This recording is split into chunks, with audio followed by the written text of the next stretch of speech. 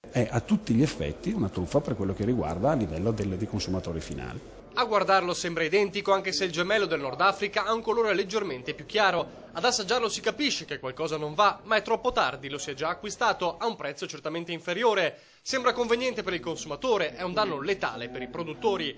Radicchio rosso che viene dal Marocco o dall'Egitto, ma viene venduto come radicchio di Chioggia, prodotto IGP. Un fenomeno in preoccupante crescita. Le ultime rilevazioni dicono che in aprile il radicchio è crollato, i prezzi spuntati dei produttori non arrivano a pagare nemmeno i prezzi di coltivazione. Avendo un prodotto che arriva dall'estero ad un prezzo decisamente più basso rispetto a quelli che sono i costi di produzione che abbiamo qui in Italia, le nostre imprese non riescono più a stare in piedi.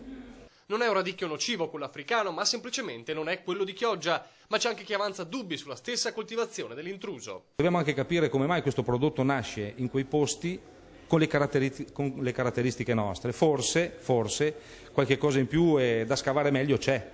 Risultato finale, produzione veneziana in ginocchio in un momento di crisi in cui non sono permessi sbandamenti. Coldiretti e la Regione lanciano più appelli per combattere la frode, intensificare i controlli della Guardia di Finanza, ma non solo. Ci vuole intanto una migliore organizzazione dei produttori, nella filiera.